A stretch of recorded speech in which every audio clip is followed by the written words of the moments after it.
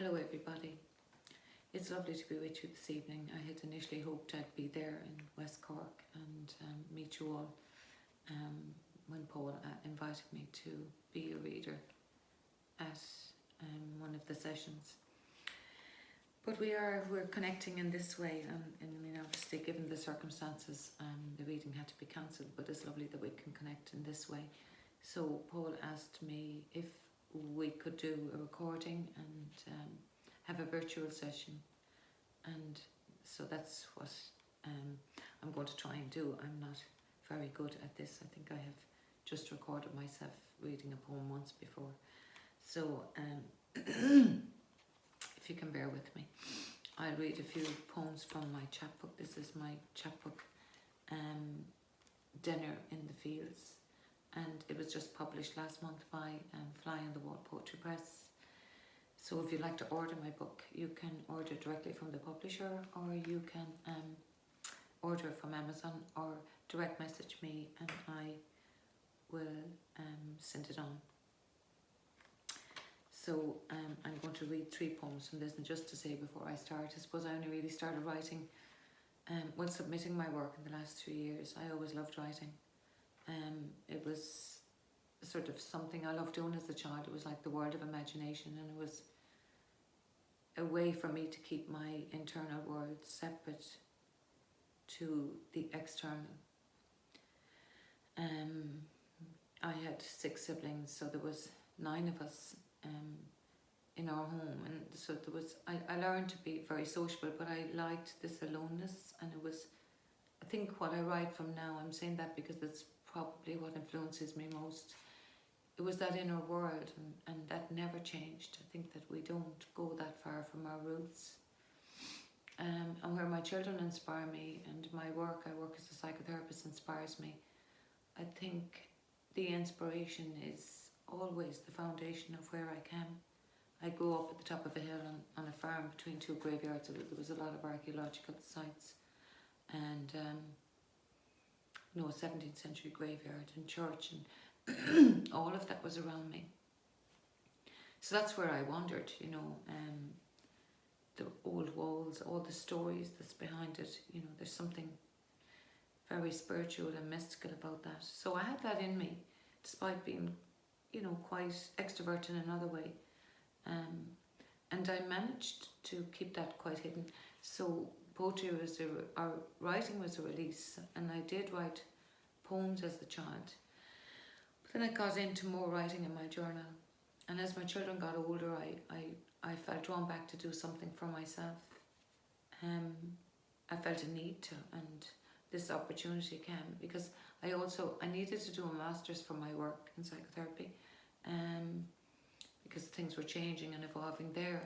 So I made a decision to do a master's that integrated both my own inner soul and the qualification I needed for my work. So I graduated in 2017, and towards the end of that year I began to send out poems. And the first poem I'm going to read is one of the first poems to be published. Not the first, but one of the first. And it speaks of my childhood, really, that graveyard. My own ancestors would have been buried there. So this poem is from that, and it's called Our Sleeping Women. Our Sleeping Women. I think of my grandmothers, their faces etched in mine. Their strength sleeps in my bones. We meet in fields of crows. Their voices speak through wind. Old graves slope down from our farm. As a child, I played house, tea sets on tunes, innocent, listening to spirits. Daughters left to work with the duty not to themselves, but to others who cared little for the objects they'd become. From the clay they cry the song of the crone, dreams of the life unlived. Hope moves in the soil beneath my feet, rises in my breath. They call, willing me on with their work. Don't listen to scavengers who have taken your use, their fear ripping your pleasure. Scream yourself into your body. Starve if you need until you're heard. Your face ours, your womb creator, the only real home, yourself. So that's called Our Sleeping Women, and that poem was published first by Banshee and later by in Pothead. So the next poem I'm going to read is a poem that is the voice. I mean, it's written from the perspective of a woman who has an eating disorder. Many of my poems,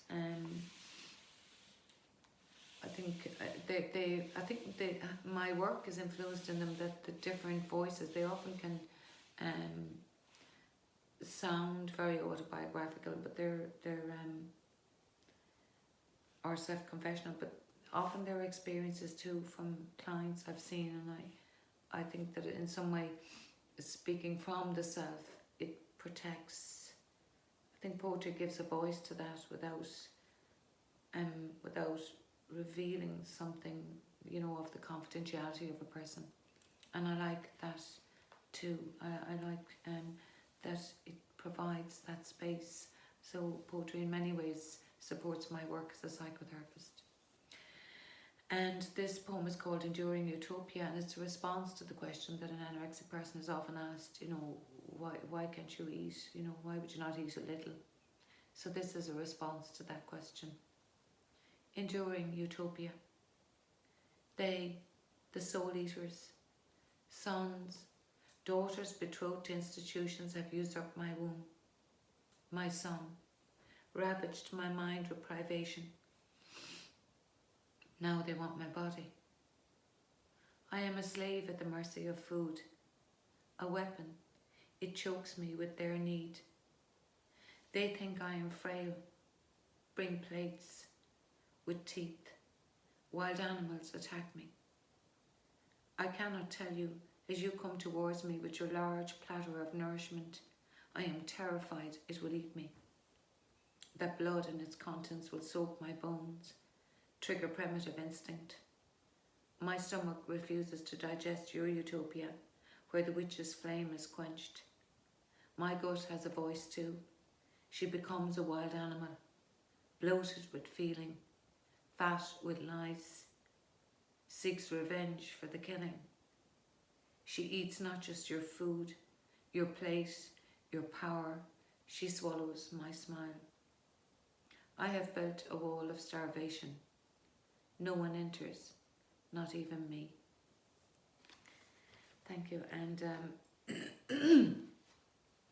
I just want to thank the people who have supported me to bring this book to fruition.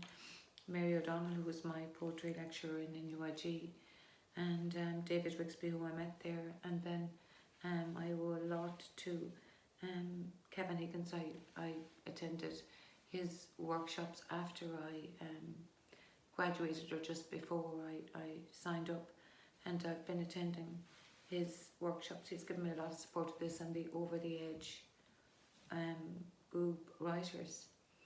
And it's, I suppose the important thing in that as well is that there's a lot of companionship, that, you know, and connection. So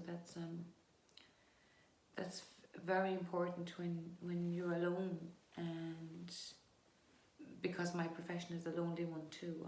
I work, it's very solitary, and I do enjoy my solitude. I'm very good at being alone, but it's important to have connection. So the next poem I'm going to read is I've read Our Sleeping Women, The Tomb, Mother and Baby Home. And this is about the Bon Secours and the Tomb, Mother and Babies. And I was actually born in the Bon Secours, and later when I trained as a nurse I worked there. So I'm writing from that perspective, and also I think what I used in this poem was a prompt, or what prompted it was looking at a photograph of the matron at the time I was born holding a baby, and it was like the baby was myself, and there was something poignant in it, and so I wrote this poem. To mother and baby home. We called it the grove, where nature offered refuge. I look at the photograph, once cherished, such innocence. This nun tended me for 10 days when my mother was ill. Does her smile appear hard, conceal doom? The vow of silence has left us mute, all questions. Did she coerce, tyrannize, or was her love overwhelmed by the poverty and overcrowding? So many daughters dumped in fear. What I want to know is whether these hands that once held me have blood on them. I see a gemp of starched linen beneath coif, cornet and veil, that rigid bib. I think of the vows, the blessings of the bon secours. After school I nursed there, in that wing, where I and these babies were born. Girls, there's a shadow in this place, I'd say. We have to let the light in, each time the walls enclosed us. The eerie feeling haunts. I imagine dark rooms, darker silence. But then this lover of history, Catherine Corliss, uncovers rumoured babies. She persists, reveals tiny bones, skeletal bundles and scattered remains. Young children, babies in a septic tank. Looking back, I shared a nursery with these babies. Their shamed mothers segregated from the like of me. What if, and if, my infant imaginary friends in babbling conversations, ghosting themselves into my life, were thrown into septic reservoirs and sewers? I look again at the picture. Neither trust nor love is possible. The arms that held children in God's name are soiled. Once more, I glance again, this time behind the nun's habit, to a dark door, obscure shadows on the wall. The baby she holds seems to look away, gazing out to the world, her eyes facing the light. And that's it. Thank you, everybody. And it was lovely to do this. This is my book.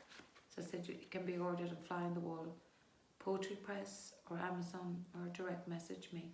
My launch had to be cancelled, so I really appreciate doing this and trying to get it out there. But these things, there's more important things than a launch. Nevertheless, it's lovely to share this here. And I want to thank Paul again for inviting me. And I do hope in the future that I do come and meet you as a group. And I look forward to that. So I think that's it. Thank you very much and have a lovely evening.